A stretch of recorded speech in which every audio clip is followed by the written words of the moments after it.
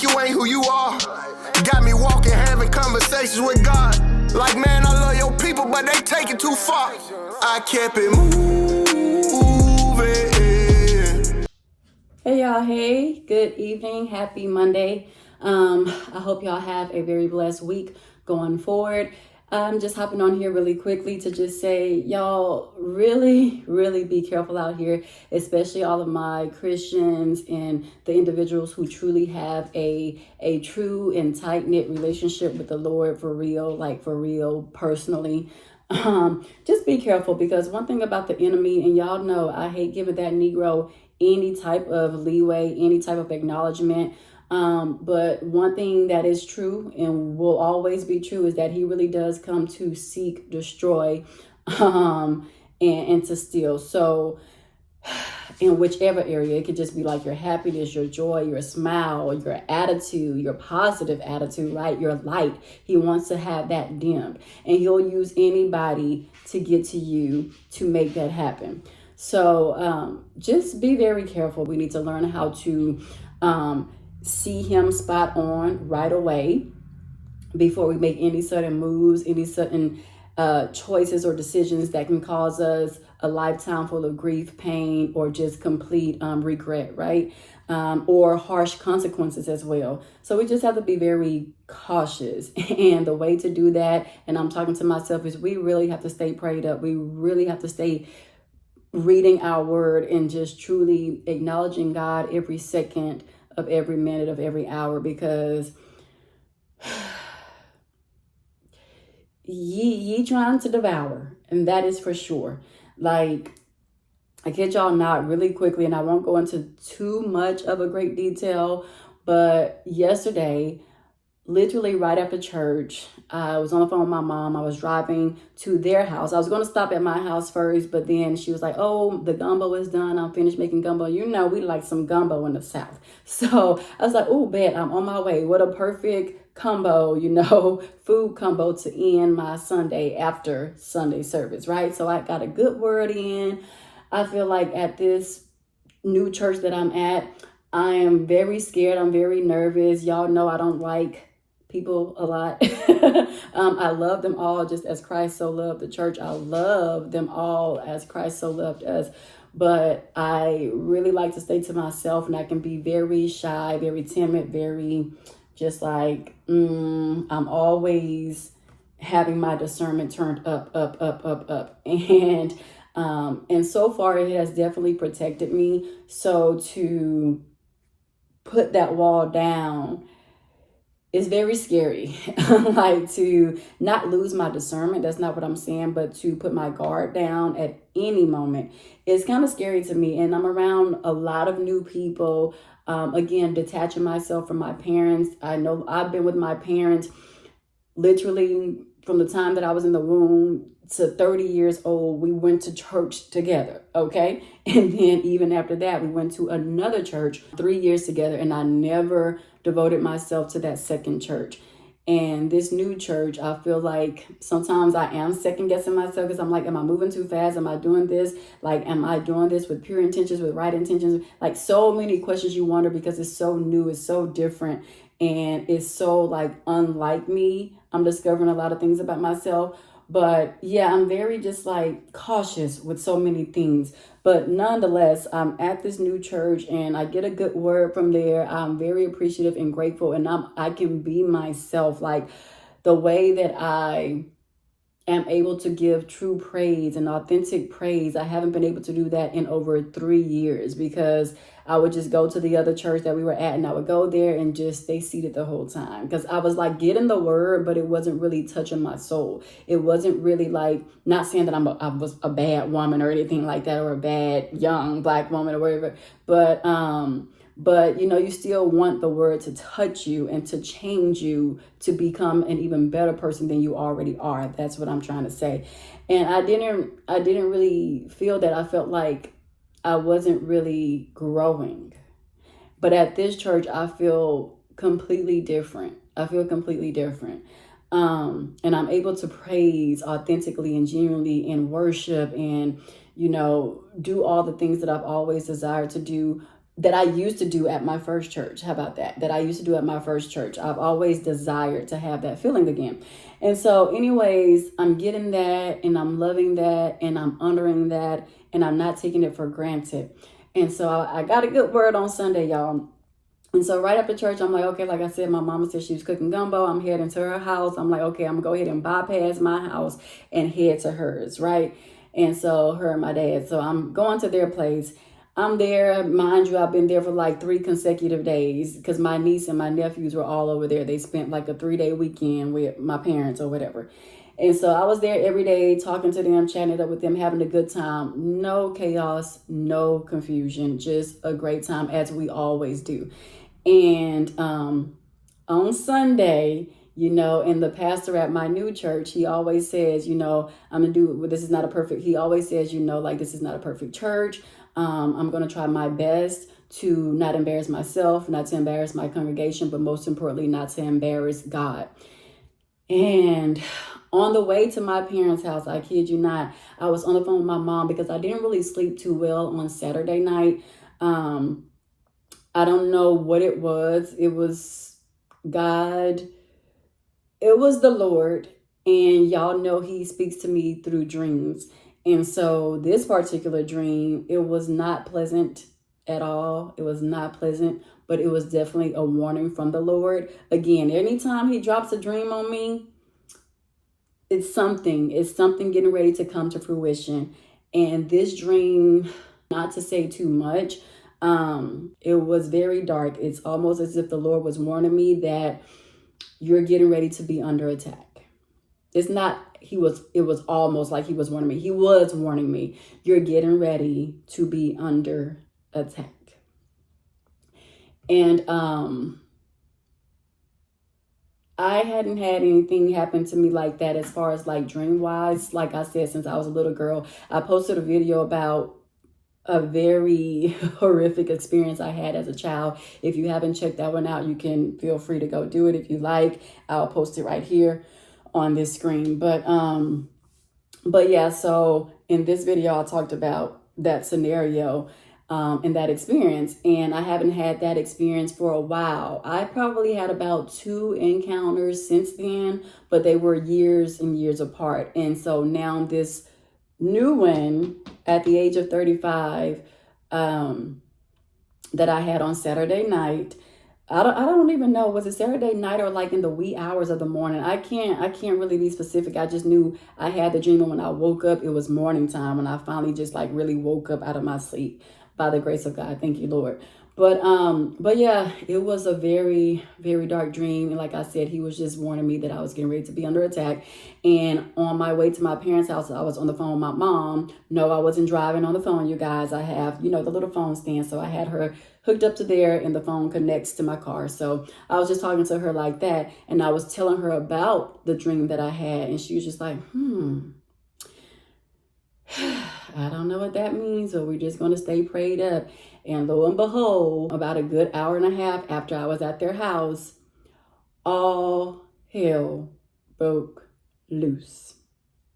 And one bad decision on my behalf could have cost me everything. Could have cost me everything. Because it's so hard. I'm not even going to lie. I don't think people talk about this often, and we should. We should be very transparent. It is extremely hard serving the Lord. It is extremely hard dying to the flesh. It is extremely challenging to always take the higher road and to be the better person, to be an actual adult in the situation, in almost every situation that you encounter when it comes to negative, raunchy people. Okay. And, as much as we love Christ, we are definitely still human. And that's not excusable at all. That's not to say that we can just constantly make excuses for ourselves without growing and learning from our mistakes. Like, no, that's not what I'm saying at all. We're definitely supposed to be growing, and we're definitely always supposed to make sound decisions that will not embarrass ourselves the people we love, and God. And but people just poke the bear, poke the bear, poke the bear, poke the bear. When they can never figure out which button to press, they just keep poking and keep poking and keep poking like the Energizer Bunny. They never stop. And so yesterday, a certain button. Keep in mind though, you guys, this is not just like a one-day thing. This is a buildup of over some years, about 2 to 3 years at this point, of a particular individual just poking the bear. And I'm talking about, you guys, right after freaking church, bro. Right after church. It's crazy. It's crazy. Again, to run it back, I've been at my parents' house 3 consecutive days visiting my niece and nephews. Not a problem, not a nothing. But it just goes to show individuals who just feel a certain type of way about you, and they're not going to let up until they can get you to stoop to their lowest of a level. And unfortunately, that's what I did yesterday. And I'm not proud of it. I definitely still stand on what I stand on, for sure.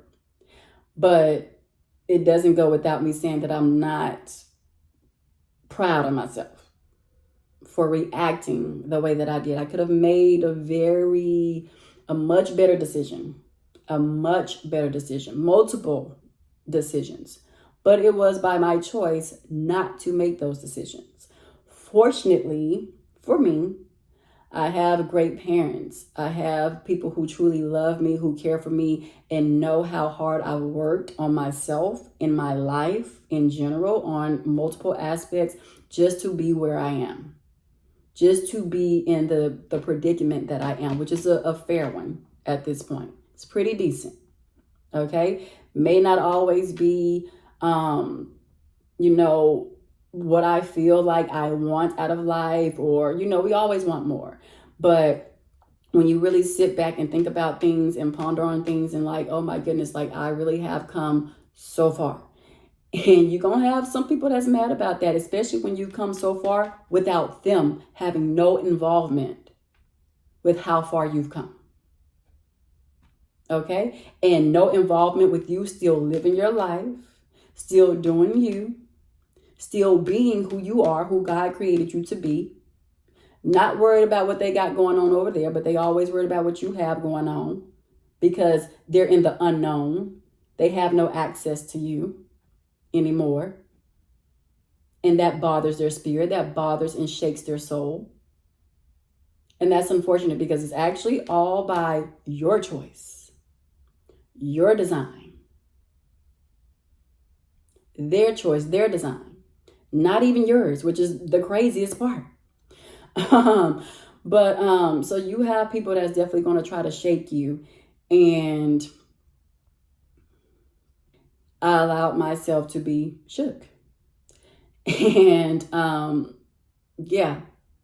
that could have went very sideways, just like this. And everything that I've worked for, everything that I've accomplished could have been out the door in the blink of an eye, in the snap of a finger, by just making one bad choice. And that's something that's so underrated that people do every day, but other people don't seem to take it so serious.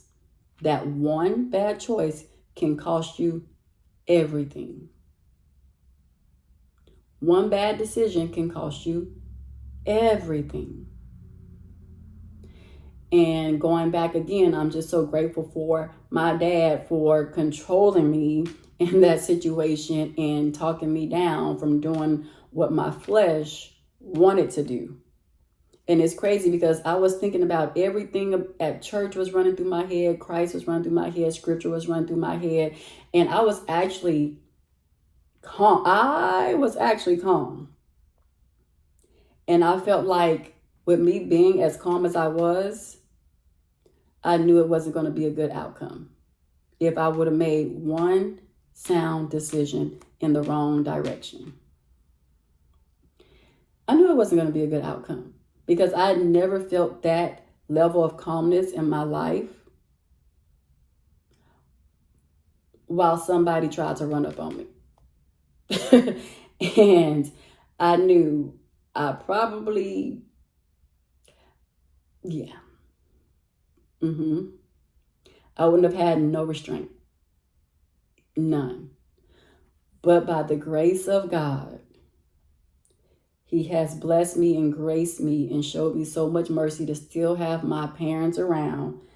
My daddy, me and my daddy, man, y'all, we haven't always had, I was always a daddy's girl when I was little. Then, you grow up and you start to really see reality and really see people for who they are.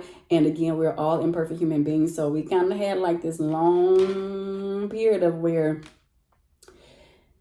kind of went back and forth a little bit, forth and back a little bit for a while.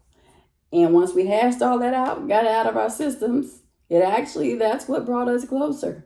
That's what brought us closer. And he actually started to make certain changes. And so because of all that, now me and my daddy are like this. Like, we are Siamese twins, I promise. Like, stuff that I'm thinking is so creepy because the stuff that I'm thinking he would actually say in that moment. And we look at each other, I'll be like, oh my gosh, dude, that was my exact thought. Like, that is crazy. That freaked me out that you just said that. Like, we in sync. We in sync. It's not all perfect and hunky-dory and peaches and creams, but I love that man. And I think that's what really ticked me off yesterday, because you can try to talk slick to me if I'm by myself in private. I can take it all day long, but you're never going to do that in front of my parents, because now is gone from, you're not disrespecting me, you're disrespecting them. And that's one thing that I do not take lightly. And I believe that's what ultimately did it. Because you can talk crazy to me all day long. Like, I ain't studying you. As long as you don't physically touch me and get out your right mind, then we good.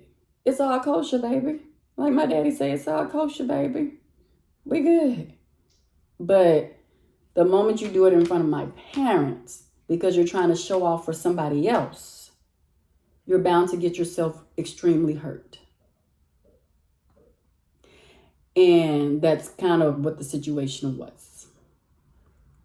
And so yeah, praise God for my daddy, because he had me on lockdown, to say the least.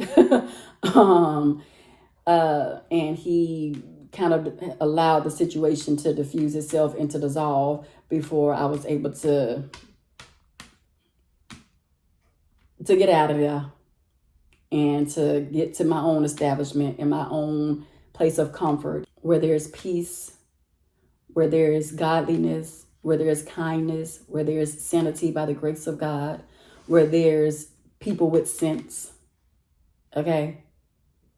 My dog got more sense than human beings, apparently. But yeah, so all that, God just had me covered with that. And he knew which person to put in front of me in that moment to bring me back to earth and to remind me of who I am and whose I am and how much I actually have to lose out of anyone.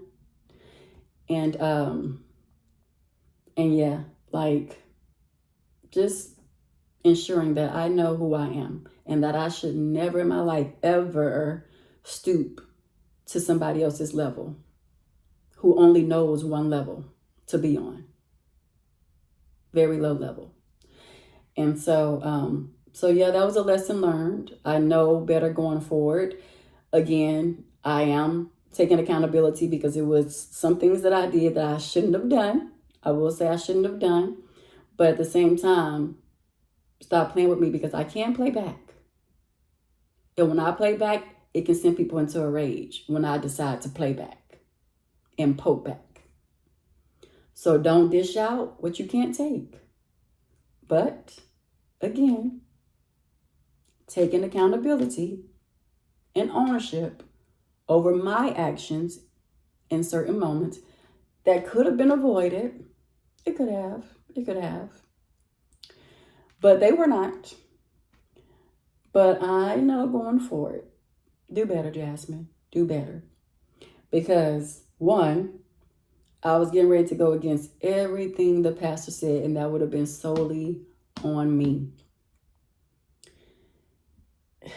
You got to be on guard for the enemy. And the Lord stood up there and warned me. He said, you getting ready to be under attack. And it's not to say that she's the first, and surely not to say that she will be the last.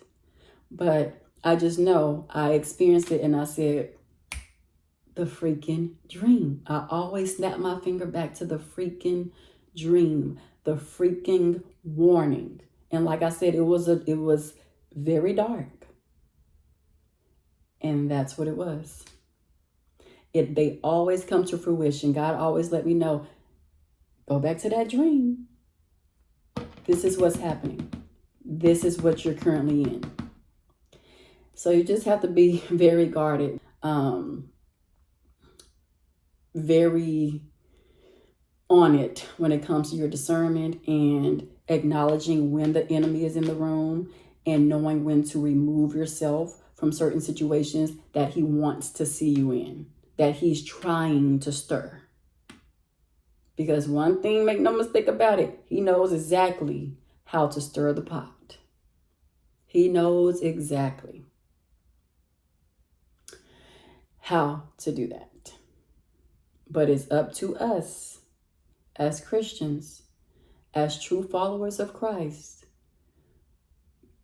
as hard as it is, and my gosh, is it hard. We don't want to look weak. We don't want to look like you can play with us. And the Lord ain't never say be stupid now. He ain't never say be stupid.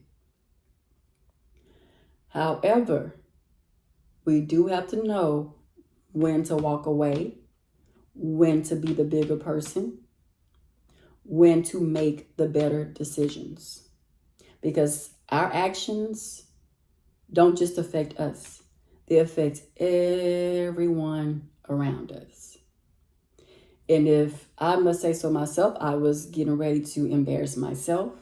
I was getting ready to embarrass my church, I feel. I was getting ready to embarrass my family, my parents who have sacrificed and worked their behinds off to get me to this point in life, right? And I was about to definitely embarrass God by allowing the enemy to almost win. And I hate to even have that come out of my mouth. But that is my truth. That was my truth yesterday, for sure. I almost let that mother sucker win. And so, yeah, I'm glad I didn't. I'm glad my dad stepped in. I'm glad for my mom. I'm glad for my big brother. And I'm just grateful for those around me. I'm grateful for my oldest nephew's mom who stepped in that moment to make sure that my mother was okay. And yeah, so I'm just glad it didn't escalate to what it could have escalated to, for sure. But so I just know I'm still working on some stuff. People wonder why I'm single. It's because we all got some work to do. It's not to say that I'm not work withable, okay? Because I definitely am as far as relationship wise. But I think it's necessary for us to all work on certain things. I mean, I definitely have minor things that I can work on. Like I said, I'm emotionally intelligent for sure, but I have to work on it better when it comes to people trying to play with me in front of my parents. Because you're not playing with me, like I said, you're playing with them. And I don't play about that. And so I definitely have to work on that aspect in that area of my life. So I've learned yesterday. But outside of that, I'm pretty cool. I'm pretty chill. And that's why I stay to myself. That's why I stay to myself. That's why I do not deal with females. It's really why I don't. Because people just don't always feel away. That's just something that I hate to accept, but I guess I need to start at this point in my life. People just gonna always feel a way about you. If they feel like you got it going on, if they feel like you're already attractive, you're this and that, you keep yourself up, you're not going through the situations that they're going through, you're not in certain predicaments that they're in by choice. People really feel a certain type of way. You just be sitting back, chilling, living your life, trying to be honorable unto God and living in the coordinates and covenant of God. But people really, they don't like that. They don't like that. They don't like it. And it's crazy. But, it is what it is. That's what they be saying, right? But no, for real, it is what it is. It's unfortunate, and it's so crazy because like my daddy say, it's rarely strangers. It's always people that you think you know so well. That are the main ones to rise against you with no just cause, no true real reason. You can't even validate these emotions and where they're coming from. You just know that you feel this certain type of way towards a person. So whatever, like my daddy said, whatever, to hell with that, because that can go to the pit of hell and stay where it belongs. Okay, the person and everything else that follow behind it, because it's crazy. That's bizarre. That is crazy, highly stupid and ignorant. But can't control people, but you can control yourself and your actions and what you choose to do. And so, like I said, lesson learned going forward. Now I know to just walk away, follow my first and initial instinct and walk away, as hard as it may be. You got to do what's best for you. You got to remember how much you have to lose, how far you've come, everything around you that you've accomplished. You have to keep that in mind at all times. And you have to keep God at the forefront to be able to remember, how far he's brought you, and to think, to even go back to old ways that serve you no purpose. It gets you nowhere but in trouble. That should be the furthest thing from our minds. But yeah, that's all I came on here to say. Just be careful. Guard your heart. Be vigilant. Be sober. Be alert. Be aware. Because the enemy is on the prowl by any means necessary. He ain't letting up. He don't care about age. He don't care about nothing. Gender, race. He does not care. It's all a blur to him. He don't care. He has one job. And he's going to work that bad boy. So just be careful. All right, stay prayed up, y'all. But I just came on here to say that, give that little word. And we got to do better. Or we will do better. And yeah, love y'all. Love y'all much. Take care and be great. Be the bigger person. Bye.